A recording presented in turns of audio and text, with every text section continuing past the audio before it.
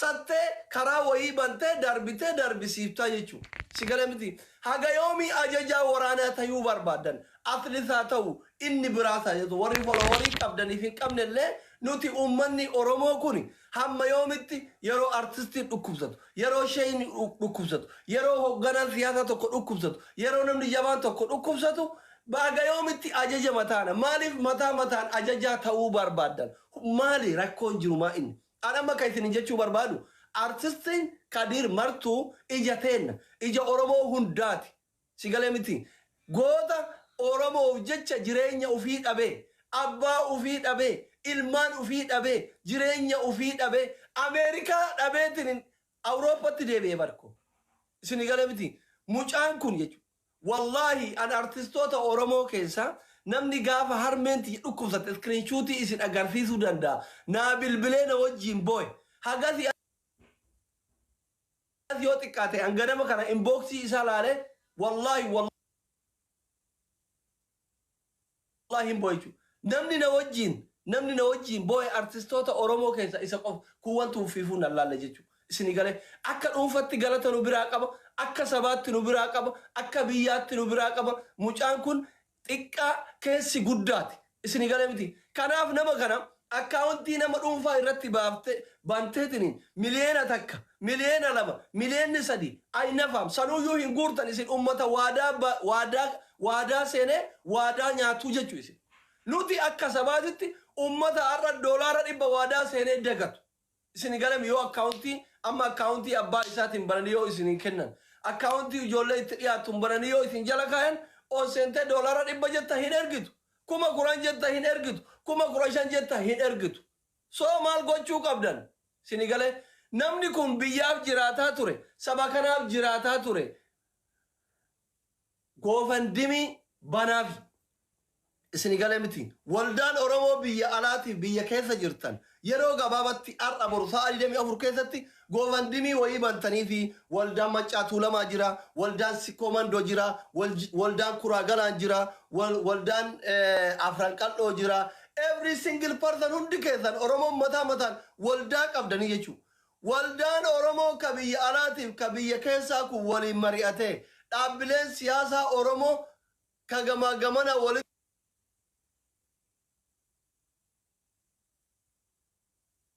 bokokuku waliin mari'attanii waan bareedaa tokko nu qopheessitanii nullee warri namni afur shallaalu yoo haala saniin waan dandeenyu kiisha kennallee warra nu dhaga'ullee irratti hirmaanne hoo namni kun kasaba maraati akkaawuntiin nama maqaa nama dhuunfatiin banamu maal isaa godha. Kadir Martuu yaala qofaa miti ka barbaachisu sitti himaan. Kadir Martuu biyya faranjii jira dhagaye silaa dubbiin dhugaa isiniin taatu boru achi deema suuraa kiyya galabbataan dhugaa sitti himan. Namni kun biyya faranjii jira. Biyya faranjiitti an dalagachuu hin danda'u dalaguun barbaadu yoo jette birrii si dhoggatanit daabboo sii kennanit hoomlas maqaa yersutti moggaasanii yoo ati maraattellee marfeessi waraananii jiraatta diyaasbooraan soba jedhe dhufee asaa bahu anas sitti himan. Biyya faranjii jiran yaala adabaa hin dhabamu biyya faranjii keessa. Garuu artistiin kun artistii guddaa. Hambaa artistoota galeeti, hambaa gootota kaleeti, hambaa beeytota kaleeti. Jara kenna nu saphisinaatini goofandimii bareedaa wayii waliin mari'adhaa akka Oromoo biyya alaa biyya keessa jirtanitti banaafi homa isa fakkaatu. Homa yoo inni ka azala hin oolanii deemullee taatu ittiin gaggeessinu gaggeessaa bareedaa goonuuf yoo fayyallee homa gaarii keessa jiraatu waan yaala isaatirra hafee manallee gayuuf maatii isaa bakka tokko ittiin deeffatu akka gannuu dhaabdan barbaadna. Where are diaspora Oromo? Where are Hayyu Oromo? Where are Sheki Oromo? Where are Qesi Oromo? Esa ba keessanii jirtan. Isiniin har'a Kadir hin taane nama biraati hin taane nama. Sheyini Oromoo karra Kadir Martuuti hin taane.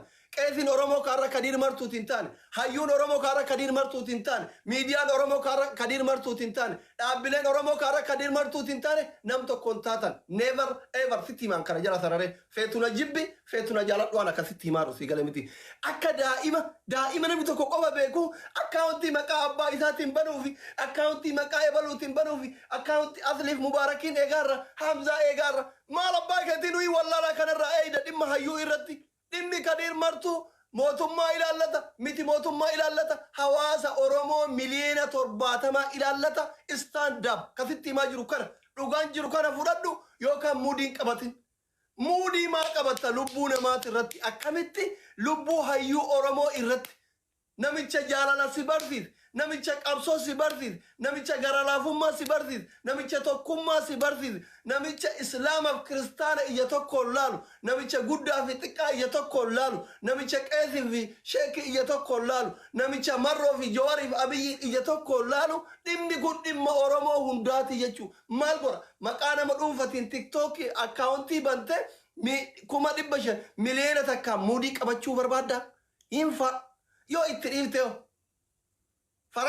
faranji madanzaja hawarantu yo yaalachuu baatte dhiisi asirraan booyini dhugaasitti maal feetuna jaaladhu feetuna jibbi gargaaruu barbaadda gargaarta isaan malu gargaaruu hin barbaaddu biyya faranji jira madanzaja hawaraananii ajjeesanii dhiisi maal abbaa kee asirraa afaan banta na aldiklish fooloo baay'ifachuuf ka waggaa meeqa ka acaalun daldaltanuu isin gaa innu guyyaa isa dura post isinii gore bar qeerroo jirtu irraa feerroo bittu jechaan turre gizee inni isin hin jedhu sitti himaa jira bar suuraa kiyyaan hin daldalinaa isin hin jedhaa bar arrabbi harka kiyyaa qabu gizee takka qofa posti gore guyyatti yeroo 150 posti goraa jirtan maayilfaa kida hin barbaachisu goota oromootti muudii hin qabatin every single person namni tokko hin jaalattu jabaa kee hin jaalattu jabaa kee yaalatuun beeytu jabaa kee jabeeffatuun beeytu miti afaan kee qabadhu hin jaalatta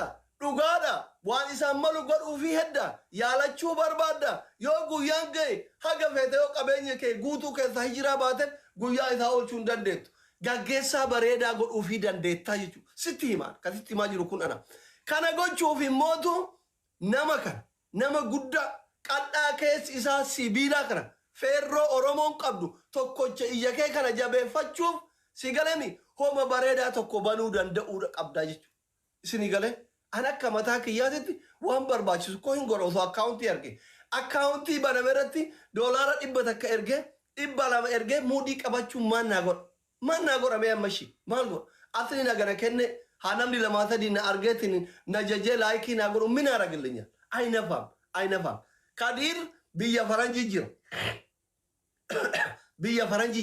biyya faranjiitti yoo siyaalan yoo ati yaalamuu didde marfee waraananis si ajjeesan habibi lakki an jiraachuun barbaadu du'uu barbaadeette mirgi kee eegama diyaaspoora abbaa feetee gaafadhu warra biyya faranjii jiru gaafadhu so inni biyya faranjii jiraa miti isa maal gochuu barbaachisa waan barbaachisaa ta'e gargaarsa gahaa guuranii fi biyyatti galchanii tiriit godhuu barbaada tiriit gochuu barbaada are now tiriit eessatti beeytanii isin ingilif attaakkuma ko rakkoon keessan hin barattaniif isin galee miti anu ijoollee Washington DC irraa as na bira dhuftee asirraan biyya galtee biyyatti fayyitee jira warra biyya faranjiititti fayyuun dadhabame isin galee warra mallaa qabu isin galee miti namni kun suutatti yaalamuu barbaada wal'aansa gahaa barbaada kiniina itti guuruun barbaadu innu isinitti mee faranjiin kiniina marfeenatti guuraa jirti yaara isini galamiti biyya ufiitirra maatii ufiitirra saba ufiitirra bayeetini waggaa meeqa jiraataa jira kana dhukkuba itti ta'e isini galamiti kanaafi waldaan oromoo biyya alaati biyya keessaa jirtan goowwandimii bareedaa wayii nuu bana namuu online irratti waan danda'uun bira haa dhaabbatu akkaawuntilleen haa banamu gargaarsi bareedan haa godhamuuf oromoon bakka jiru gargaarsa bareedaa godhaafi warri Facebook irra hundi keessan viidiyoo kana share godhaa warri dalagaa jiru akka bor dhageeffatu hundi keessan jechuudha hundi keessan warri Facebook irra jirtan namni 200 kun akka jirtanii share godhaa hundi keessan share godhaa hundi keessan ijoolleen TikTok irra koota viidiyoo kana share godhaa deebi'a warri TikTok irra namni 200 kun deema share godhaa koota Facebook kiyya afradii mamma jira isini galee kana ani akka fedha kiyyaatitti kadiir martuu akkaawuntiin nama dhuunfaa hin fayyadu gargaarsi miliyoona takka lama muudii qabatan kun hin fayyadu namni kun psychologically miidhame fayyaa qofaa miti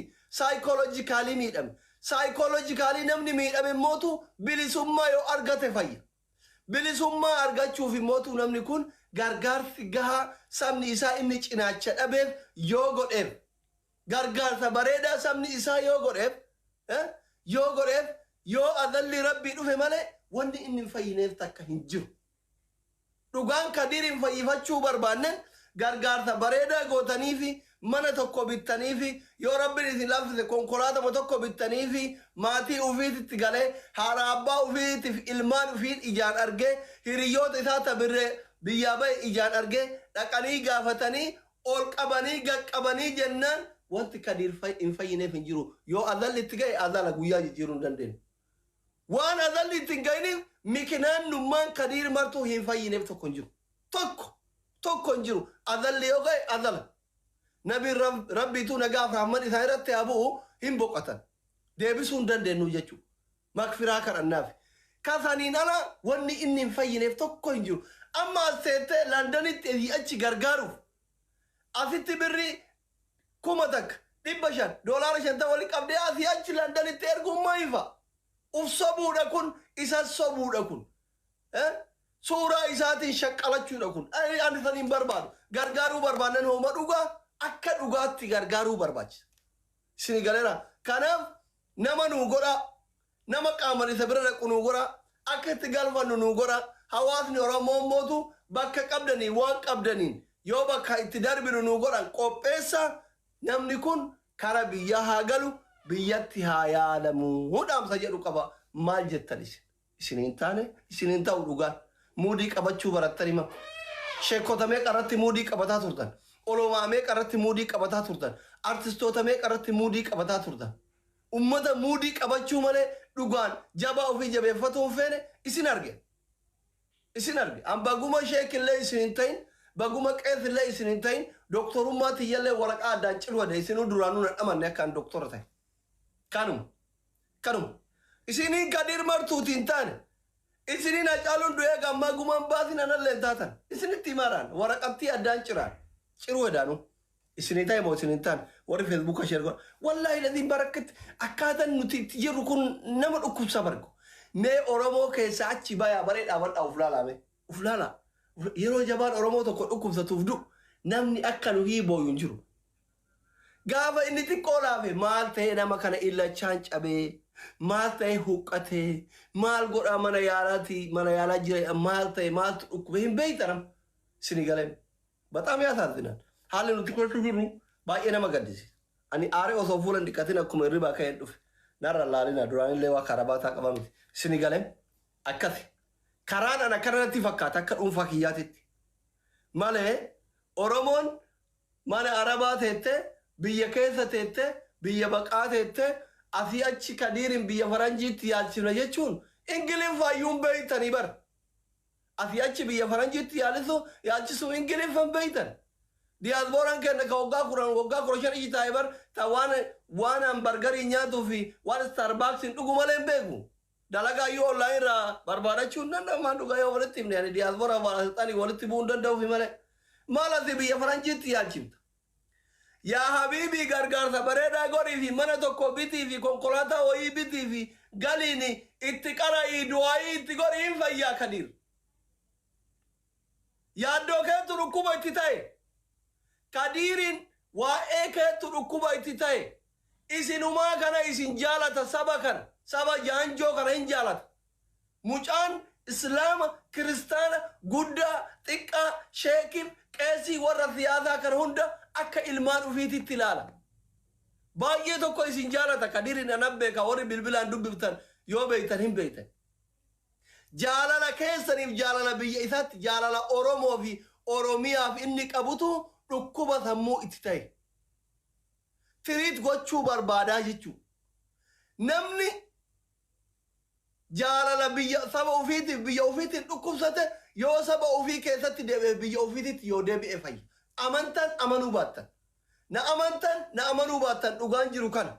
Kana gochuuf immoo gargaarsa gahaa walitti qabdee fi Kadir fayyuu haa dhabu biyyatti galchi.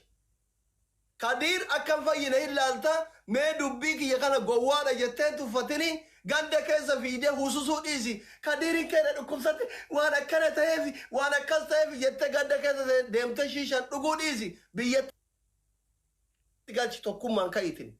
Akkuma inni tokkummaan siif qabsaayaa ture sun akkuma inni Harargee ko Jimmaa ko Arsii ko Baalee ko siin jechaa ture san tokkummaan ka'iitiniin tokkummaan ka'i bira dhaabbadhu biyyatti galfadhu kadiraa fayyuu baatu gaafsan na sobsiis waan adalli rabbi ittiin dhufiniif yoo kadir biyyatti galee hin fayyine anuu yuun beeku jechuudha doktor iyyuu miti doktorannatee naqlaalu yidinaalliyyuu biyyatti gallaan wannumma ila dhageeffadha waa tokko isinitti hima namni mallaqa dhabee mallaqa irraa maraate yoo mallaqa guddaa itti kennan hin fayya takka jedhe namni jaalatee jaalalarraa maraate yoo dhalaa bareedduu jala qaban hin fayya si galaa namni gabroome yoo bilisoome fayya kadiir roorroo fi dararaa wayyaaneen ummata keenyarraan gayaa turte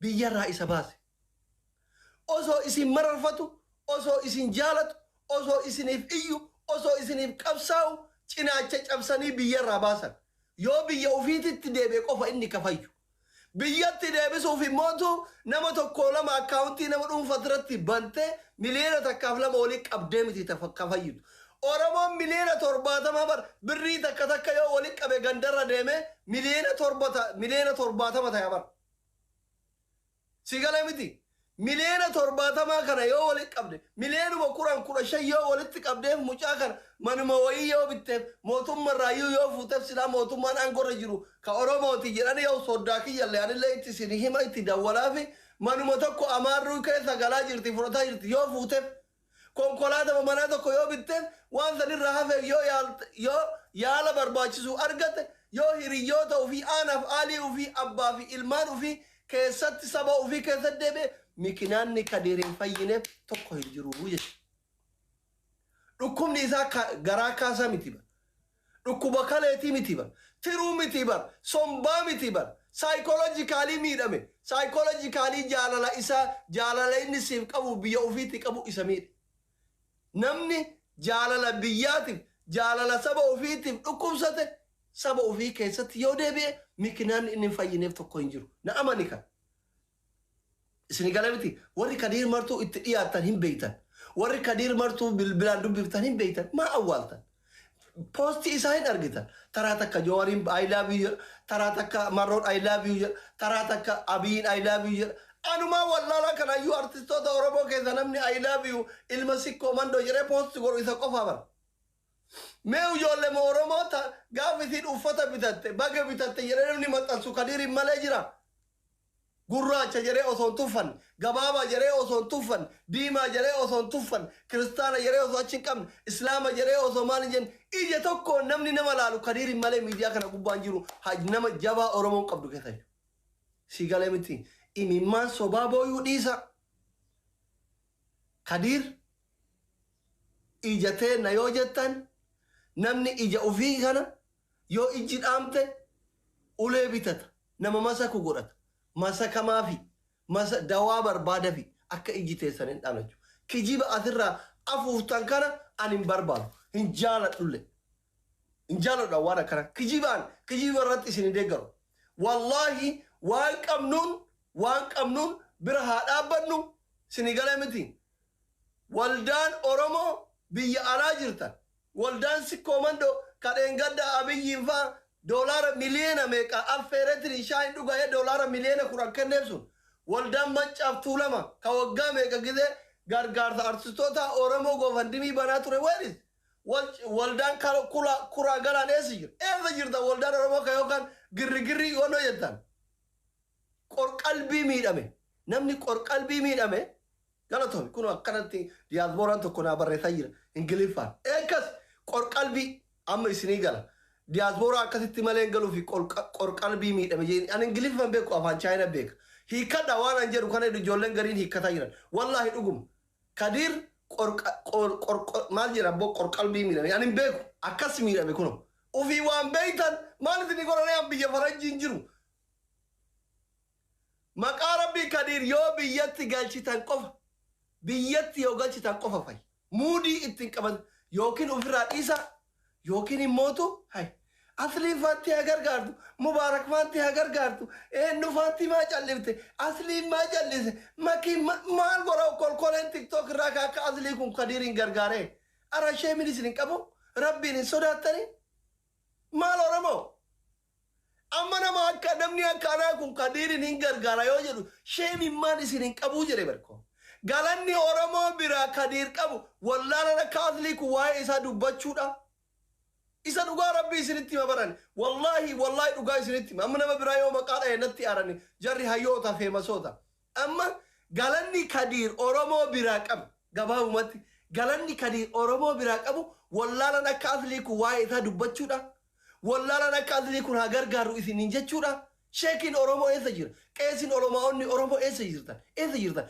hayyoonni oromoo gurguddaan eessa jirtan warri biyya bulchitan eessa jirtan dhugaan dhugaadha kursirraa walii kaan malee dhugarraa waliin